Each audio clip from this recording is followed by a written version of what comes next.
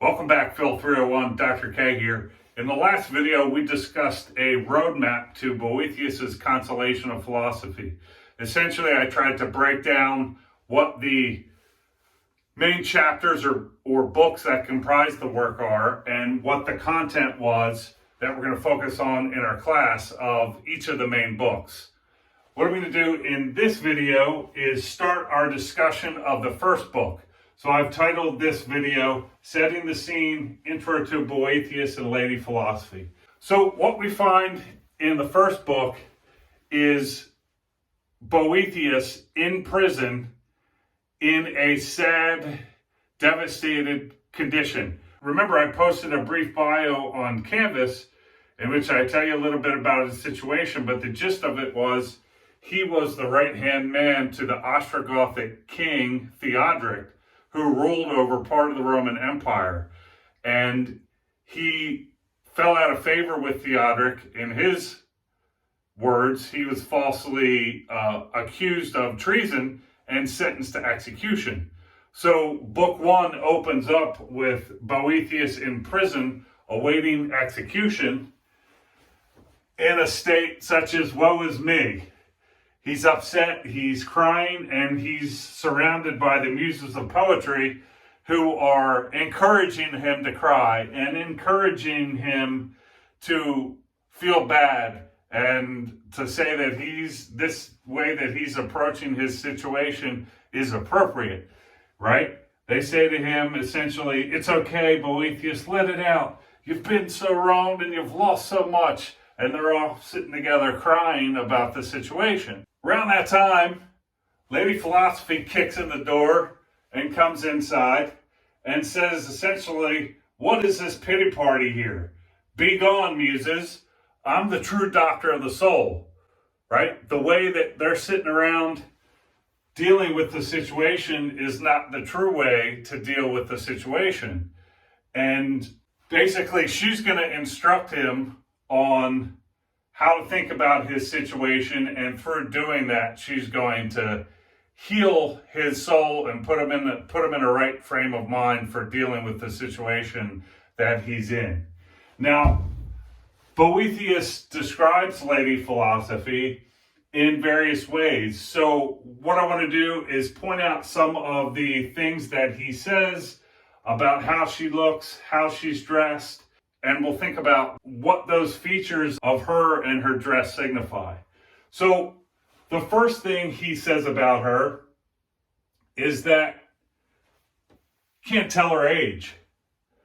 On the one hand, she's full of years, yet at the same time, she's vivid in color and vigorous. So he can tell that she's aged, but at the same time, she has the color of youth and the vigor of youth. He also says that her height fluctuates. At one time, she's the average human height. At another, she seems to touch the sky with her head.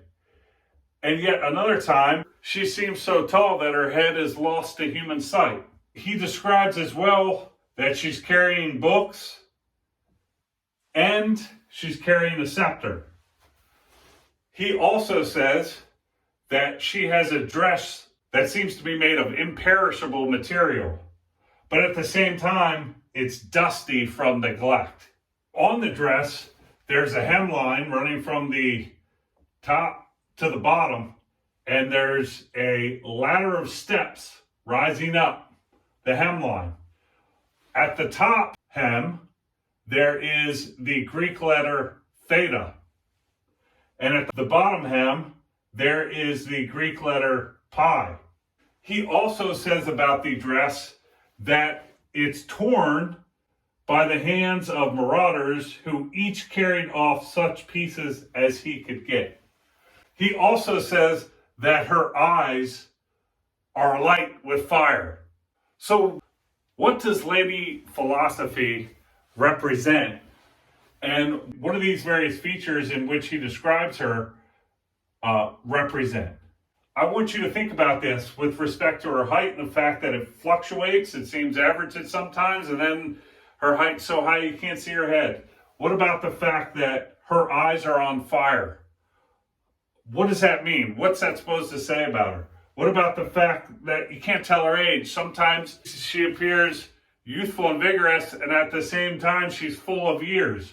What about the fact that her dress is made of imperishable material, but it's dusty from neglect? What is her dress supposed to represent? And on top of that, what does the fact that it's dusty mean? What do the books represent? What's the scepter represent? What does the pie and the ladder up to the theta represent? What about the dress being torn? These are all signifying something. I want you to ask yourself what they're signifying. One thing you could do is pause the video and think about each of these. What do each of these things represent? Or what is Boethius conveying with this image in which he portrays Lady Philosophy? I want you to think about that on your own and what these things could mean. And I'll say a few things about what I think some of this stuff means. So, with her eyes on fire, that seems to denote the intensity of her and the awareness and the intellect of her. You got to think about this image. And if a person or a spirit like this came into your room, this would be a pretty intense experience. Lady Philosophy is a pretty intense woman, right? By this description. So I take the eyes on fire to represent that intensity, and at the same time, her intellect and power to illuminate things that are going on. Books might represent something such as learning and knowledge, and the scepter, perhaps her power or authority, right? Scepters are usually carried by people in authority. The pie, I take to represent philosophy. And the theta would be something such as theology or God. And so the ladder from the bottom to the top would denote something like that philosophy is the way to God, right? Philosophy is the way to theology, or philosophy is the way to God. What about her height fluctuating?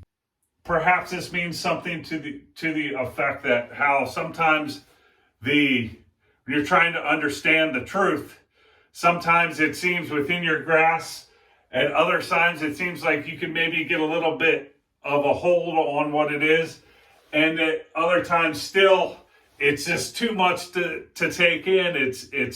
It's beyond a human being's power of comprehension. So I'll leave it to you to think about what the fact that her age is such as it is, and what the dress represents, and why it's dusty. What the fact that it's dusty means.